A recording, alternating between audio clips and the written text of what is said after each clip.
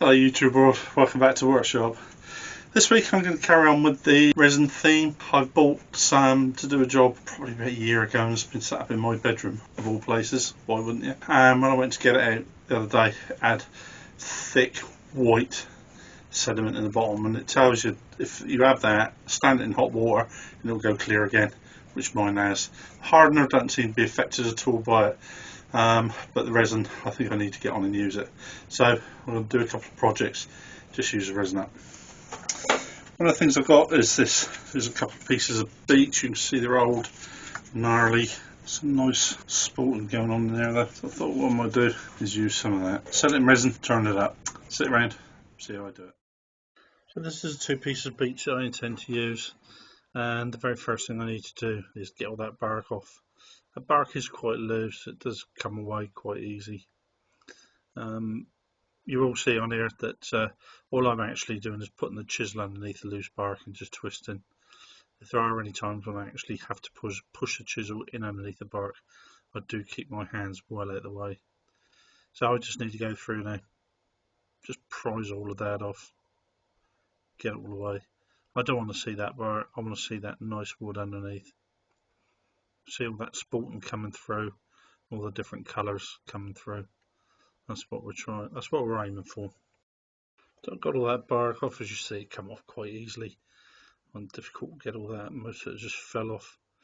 What I've got now is I've got my Dremel and I've got a soft wire brush in there set on quite a low speed.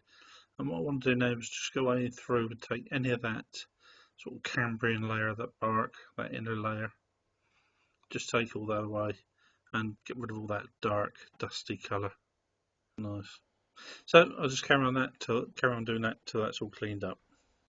What I'm going to use for my mould is one of these Dixie cups or graduation cups, whatever you call them, and I'm going to use that as the mould. So I'll cut one piece into the bottom and I'll hot glue gun that in there so it don't float away, and then I'll cut another piece to fit in the top, and then we should have a nice gap in between the two of them that will fill with the resin.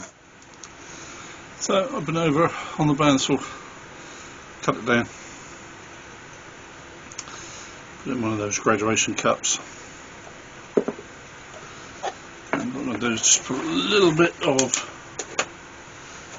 hot glue in there, otherwise it'll float away. So as you can see, I just hot glue gun a little dollop on there, just push that into the bottom of the cup, and then do the same at the top, otherwise both of them will float away. And you certainly don't want that bottom piece floating. So they're glued in place next to mixing the resin. I always do this by weight. I always feel it's a lot more accurate for some reason. It's 100 milliliters of resin to 45 milliliters of hardener. I don't know why. I suppose one way is heavier than the other, because if you do it by volume, it's 100 milliliters of resin to 50 milliliters of hardener. So I'm guessing the hardener must weigh heavier or lighter. There must be a variation in their weight. So that's the two. I'm not quite sure why I didn't pour both of them into the same cup. Would have saved me a cup. Not that that's the end of the earth. Give them a good mix in.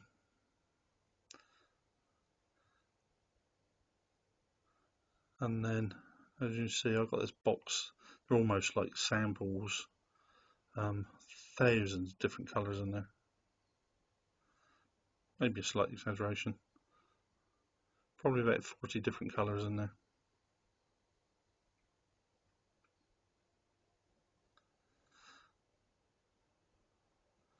And as you see, what I've gone for is the ocean blue.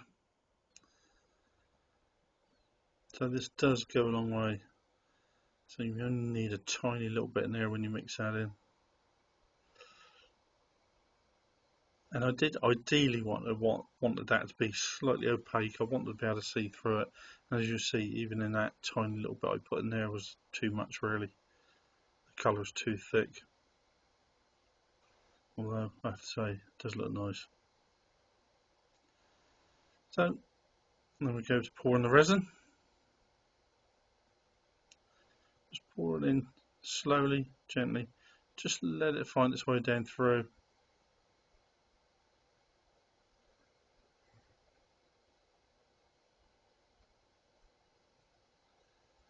If you do this slowly, you're less likely to get air bubbles in there.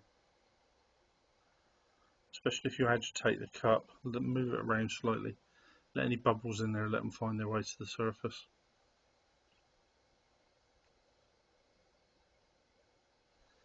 The mistake I did make, I made that wooden piece a too good a fit.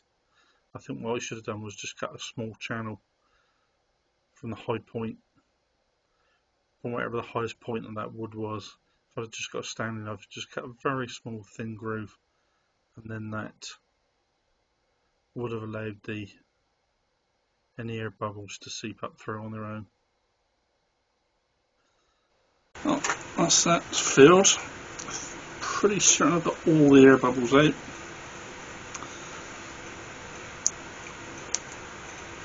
And just make sure that don't pop up at all. Right, I'll just put that to one side to set. Well, here we go, YouTube world. I've left that a couple of days, let it all set. It's just been but a blink of an eye in YouTube world, but in real life that's been about 2 days. So let's get and unwrap it and see. I can see a couple of air bubbles in there, but we'll see what it looks like with that cover off. That's very good, I'm very pleased with that. We have,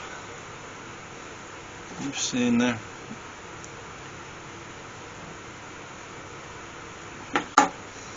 just a few air bubbles through there. Oh, we've got a big one there. Oh, there's quite a big void there. But overall, I'm quite pleased with that. The resin does come out lovely when that comes straight out of the mould. Really lovely shiny surface. Right, let's get down the lathe, start turning. So as you can see, I've put that blank into the narrow end, fitted quite nicely into my jewels, and I've brought the centre up to hold the big end. And what I'm doing now is just facing that off, and I'm just going to put a tenon on there. So I'm going to turn that around, put it straight into my 4 jewel chuck. I turn this around in the jewels. I brought the centre up to make sure it's held nice and securely, and now I'll just start turning that into the shape.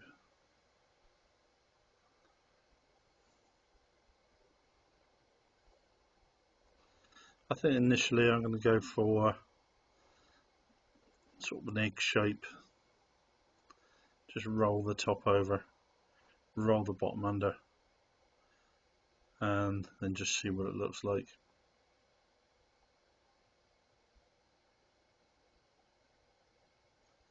Ideally what I want to do is show off the wood at either end and emphasize the dye or the resin in the middle at the same time. So like this on the top and bottom, where I'm just really just scraping off an outer layer of resin and just to get it down to the wood.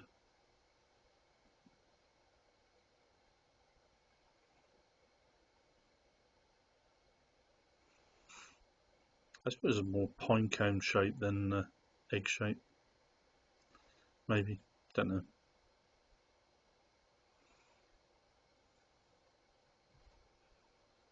Just turn up quite well. You do have to keep your chisels really sharp though.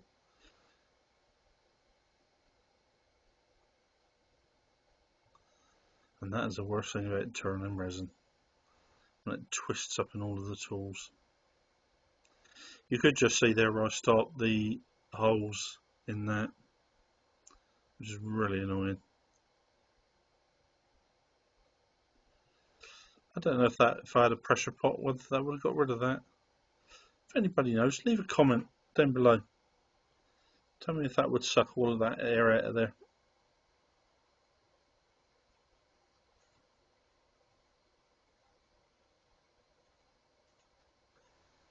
No, it's just a matter of just continuing, just shaping this round. Me being incredibly brave using my skewer there.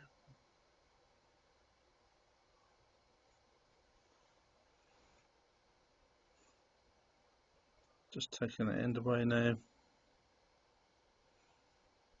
So I know there's still a piece of resin on the bottom there, and I just wanted to get that down. So I'll get down to the bare wood. That's good. It's a clean up cut across, so I've got quite a ridge in there.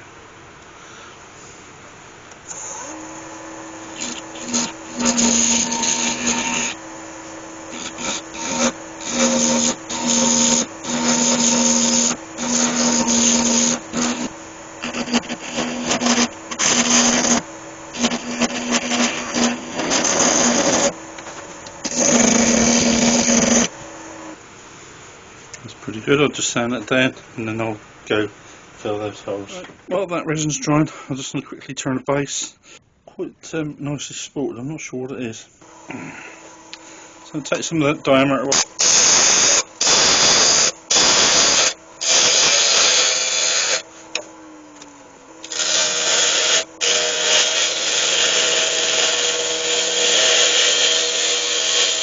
Just going in with the parting off tool because I'll need an index point for my base.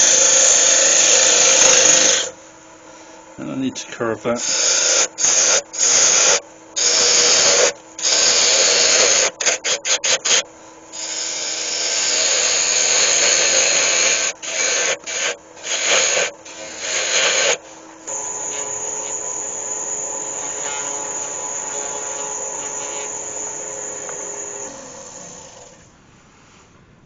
Beautiful grain, beautiful finish.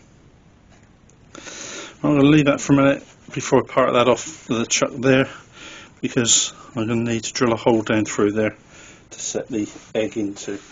So I glued that up, sanded it all back down again. Some fantastic coloration coming through there. Just put on some sand sealer there.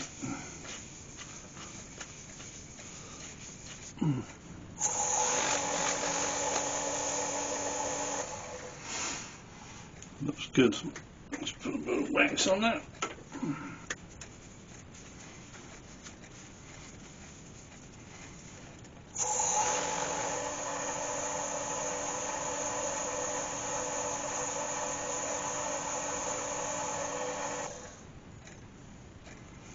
Beautiful. That blue's got lovely sort of white milky streaks running through there. It's a real depth of colour. Right, I'm going to part that off and finish the base. So I turned that base while I was waiting for the resin to dry.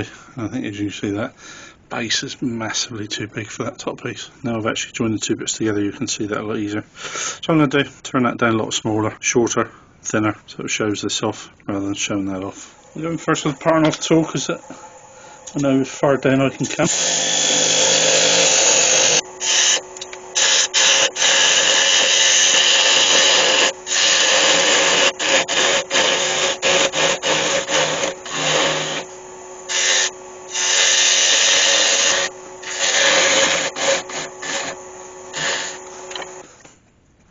Just a little bit smaller. I'm going to take a little bit of that diameter away there and just sweep that in. That end I'm going to leave as it is.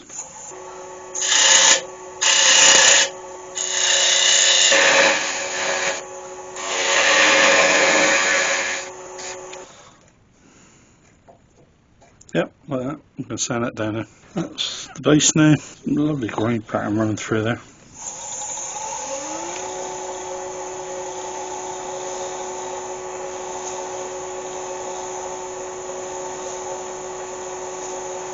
A little bit of wax.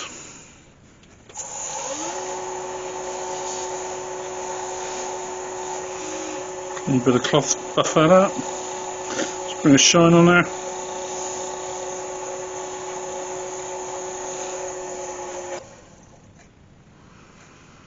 Beautiful.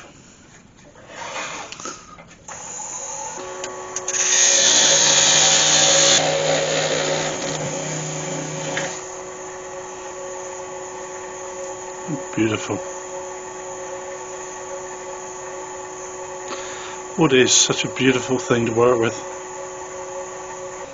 Alright, let's just glue these two bits together.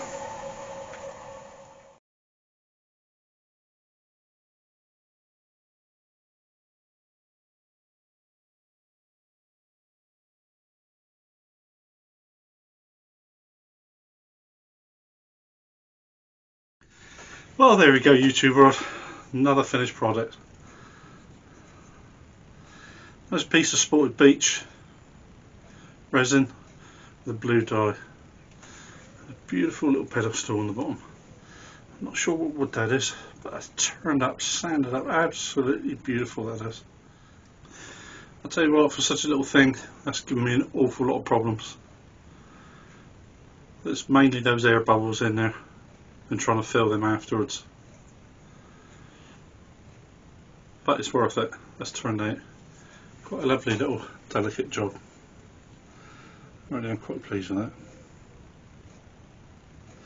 I think I would like to try another one and do it with clear resin so that you see the wood right the way through. So I know I've seen some before when you look through, it looks almost like a lunar landscape when you get all the pitted pieces in the wood. But that does. You get some real depth, like I said before in there, you can get that white milky sheen running through there, and that gives that real depth of colour. It's really nice, I'm pleased with that. Well, I hope you enjoyed it as much as I enjoyed making it. So I've been Steve Howe. I've had a lovely day in my workshop, and I'll catch you all again next week. You take care of yourself. Bye bye.